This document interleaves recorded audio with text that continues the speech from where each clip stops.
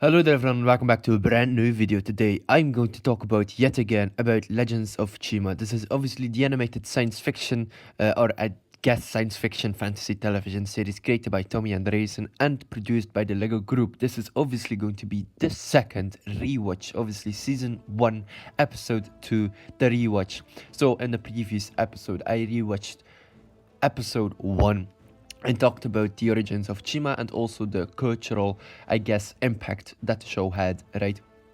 So obviously it was created to coincide with the Lego Legends of Chima line of construction toys. It centers on the fictional world of Chima, a place inhabited by warring tribes of anthropomorphic animals. The series was broadcast on Cartoon Network in the United States. It began with 2 episodes that aired on January 16th, 2013, right? With the season 1 finale airing on December the 5th, 2013. Right, on March 15, 2014, Season 2 premiered on Cartoon Network and ended on April 19th of the same year. Season 3 aired on August the 9th and ended on November the 22nd, 2014. Right, obviously, let's talk about the plot really quickly. Chima is a pristine realm filled with tribes consisting of various anthropomorphic animals. It is later revealed to be one of the 16 realms near the realm of Ninjago, as told in the great stories by Fluminox and Lagrevis. So, more on Lagrevis in just a sec. Chima used to be inhabited by incipient, ordinary animals until the mysterious elemental Chi evolved them. Only a handful of species evolved initially, but evolution increased after the war between the Phoenix and the Hunter tribes, led by the warlord Fengar.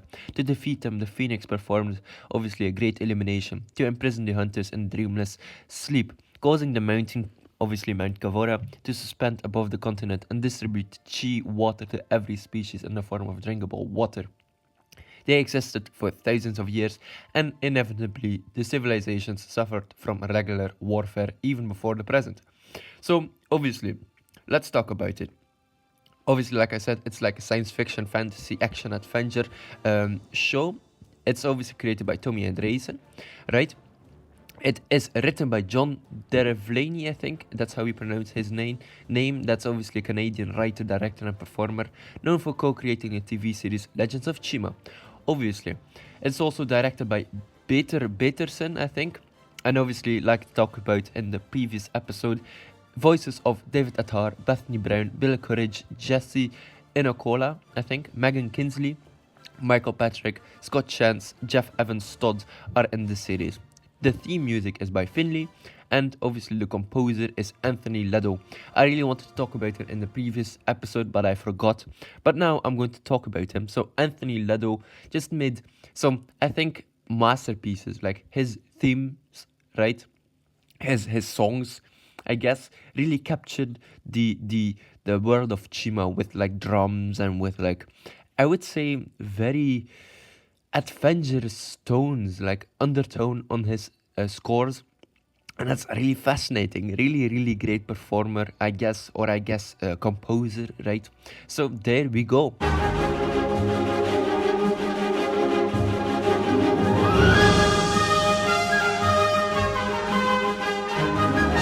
Obviously, season 1, the power of the Chi. I guess these 2 episodes, is episode 1 and episode 2, were like the pilot, right?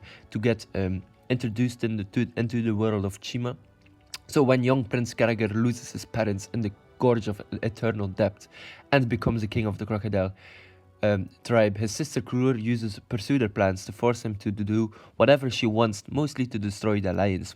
His former best friend, Prince Laval of the Lion tribe, becomes his worst enemy. Thus, a terrible war breaks out between 8 animal tribes over the powerful Chi, a substance that can both sustain and destroy life. Before the final battle, a black cloud stops the Chi falls. But obviously, I am going to talk about the second episode, right? Which is obviously, I think, one of the most fascinating episodes in this series. So, like I talked about, there was this great story. Lagrevis told the great story to Laval, right? But it is literally the origin story of the world of Chima. So continuing the flashback from the previous episode, where obviously Laval and Cragger were talking to each other, Cragger makes Cragger smell a pursuer plant, a flower capable of hypnosis, thus convincing him that the lions are their enemies. At the lion temple, Gravis tells once again to Laval the great story, the tale of how simple animals, obviously the lions and other creatures of Chima, drank the water Chi, evolving. However, some animals chose not to and left Chima. According to the story, these legend beasts will return when Chima needs them. Meanwhile, the monthly challenge for the special golden Chi takes place, humiliating Warris the wolf, who had attempted to cheat. Cragger shows up at the end of the competition and, angry for not being able to participate, attacks Eris. Laval then chases him but finds himself trapped when Cragger lures him into the falling jungle. Laval is about to be defeated, but the intervention of Eris and the gorilla Gorzan saves him and forces Cragger to escape. As Laval prepares for his Age of Becoming ceremony, Cragger gathers the wolves and ravens to attack the temple. Taking advantage of Warris's anger and the Raven Raisers' greed, those whose tribe he offers trinkets and treasures. The flashback ends with the return to the battle of the temple, where, thanks to Gravis, the tribes of eagles and gorillas arrive to help the lions.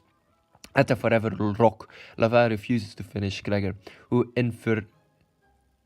infuriated throws him into the water, leaving him to drown, and returns to his armies that are still waiting, obviously. Laval is saved to his great surprise by the lion legend beast, who brings him back to the temple. At the side of the legend beast, the battle stops. Only Cragger, still under the effect of the pursuer plant, tries to fight it. Being easily defeated, Laval can finally use his chi, while Cragger and his allies are forced to retreat. Obviously, this episode does not begin with the summary of the previous one. Unlike the following ones, it also has no opening, and the series logo and the episode title appear at the end of the opening scene. So there we go. That is really, really interesting. So, okay, yeah, the second episode introduces us to the speeder races, which is obviously the main gimmick of the speeders, I guess. The speeders were the thing introduced, kind of like the Spinjitzu collectibles from Ninjago. And, you know, the speeders are really funny and really cool. So, hey, they look badass, so why not, right?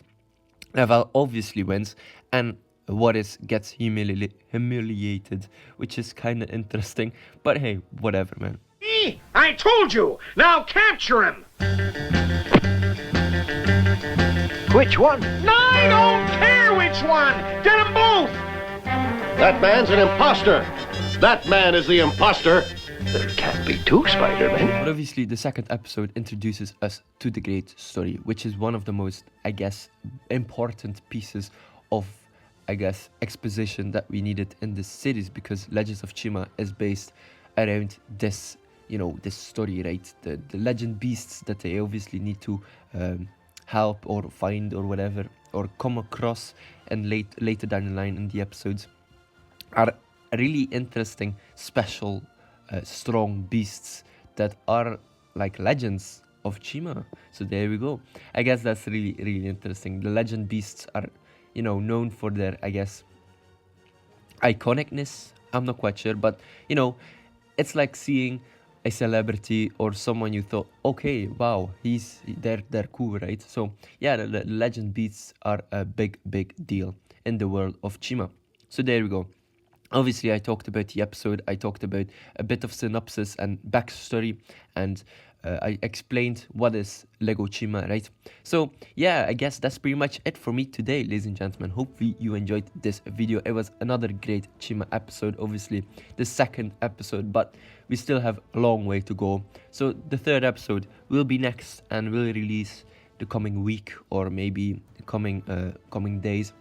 And that will be episode 3, The Warrior Within. So right, ladies and gentlemen, hopefully you enjoyed this video.